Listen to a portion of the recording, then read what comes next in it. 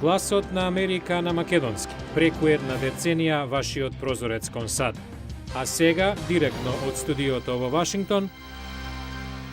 Добро вечер. Го гледате ТВ журналот News Flash на Гласот на Америка на македонски јазик, а јас сум Лилица Китановска. Радиоактивен материјал од јапонската нуклеарна централа се шири низ светот. Ова е веста што сите не засега. Останете со нас, следи многу повеќе. Кинеското Министерство за заштита на животната средина денес објави соопштение за откриена радиација во југоисточниот регион на земјата. Владиниот институт за нуклеарна безбедност на Јужна Кореја вели дека радиоактивен јод е откриен во Сеул и неколку други области во државата. Нивното Министерство за земјоделие сега ги тестира рибите од крајбрежјето за радиоактивна контаминација. Филипинската истражувачка нуклеарна агенција вели дека мала количина на радиоактивни изотопи се откриени во оваа пацифичка островска држава. А во САД државни и федерални представници велат дека честички на радиоактивен јод се откриени во неколку држави и територии, меѓу кои Хаваи, Гуам и Северно-Маријанските острови, како и во неколку држави на Атлантскиот брег. Дипломати на светските сили сега се среќаваат во Лондон и бараат прекин на огнот во Либија. Од САД, американската државна секретарка Хилари Клинтон е таму и што туку зборуваше пред аудиториумот. Пред тоа таа се сретна со представник на либиската опозиција. Околу 40 министри за надворешни работи се присутни на конференцијата, чија цел е да се направи план за излез на Гадафи од позицијата на власт. Присуствуваат и голем број арапски држави, како и представници на Арапската лига и Африканската унија. Врховниот суд на САД денес ќе ги сослуша аргументите за тоа дали жените вработени во трговскиот гигант Walmart може да се здружат во судска постапка за дискриминација на менаџерите против нив во однос на плата и промоција. Највисокиот американски суд нема да одлучи дали најголемата трговска организација во светот правила дискриминација против 1,5 милион жени кои работеле во Walmart од 2001 година, кога судската постапка е покрената. Судот единствено ќе расправа за тоа дали жените може да настапат како голем колектив во улога на тужител. Доколку Врховниот суд дозволи постапката да се води со голема група, милиарди долари штета може да се во залог. Жените тврдат дека во просек добивале 5000 долари помалку годишно од нивните машки колеги на истите места и дека морале да чекаат подолго да бидат унапредени на повисоки позиции. Компанијата тврди дека не се работи за дискриминација, туку за заслуга според учинокот.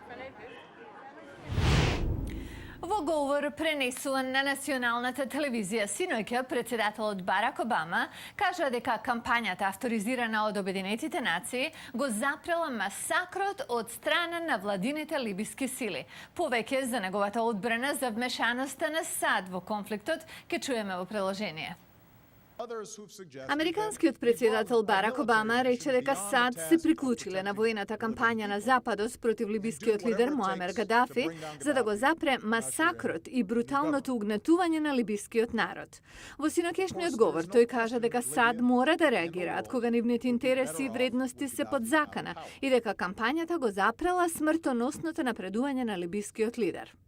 To brush aside America's responsibility да се оглушевме на американската одговорност како лидер, или уште повеќе нашата одговорност према човечки суштества кои се во такви околности, ќе беше изневерување на тоа што сме. Некои нации може да гледат низ прсти на такви зверства. САД се различни. И како председател, јас одбив да чекам на слики од убиства и масовни гробници, пред да преземам акција. Председателот рече дека Гадафи ја изгубил довербата на неговиот народ и легитимноста да води. Но Обама кажа дека проширувањето на воената мисија за вклучување на промена на режимот во Либија би било грешка. Се очекува председателот да ги повтори причините за учество во армиската кампања одобрена од Обединетите нации во денешните интервјуа за 3 главни американски ТВ мрежи.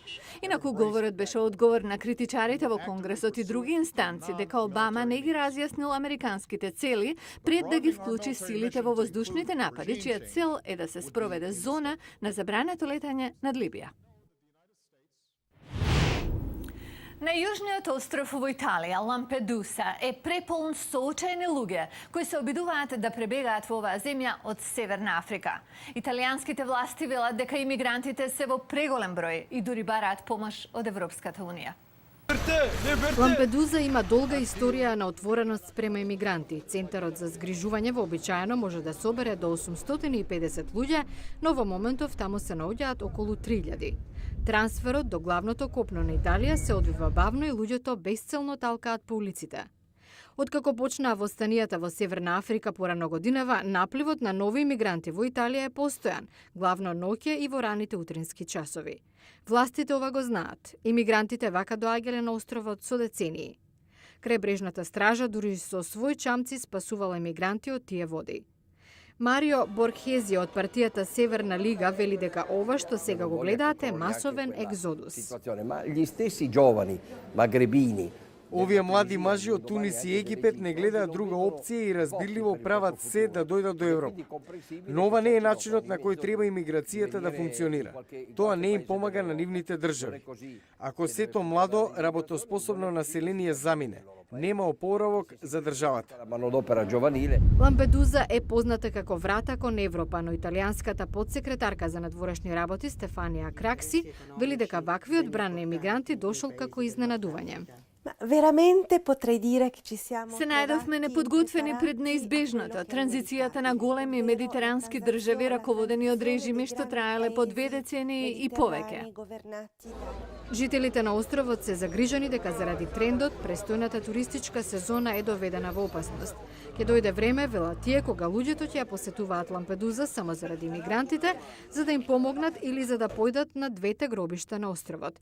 Едното на бродови, другото на многуте безимени кои не успеале да стигнат овде живи. На САД им треба нов приод кон трговските договори со други земји. Со сегашниот не се помага на невработеноста во државата. Или се на се? Економската политика на САД не им служи на американските интереси, тврди првиот човек на Американскиот работнички синдикат. Утре во Ньюсфлеш за неговите аргументи.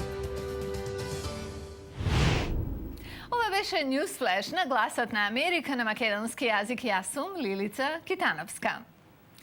Ве поздравуваме од Вашингтон со потсетување дека многу повеќе има на нашата веб страница glasnaamerika.com. Пријатна вечер.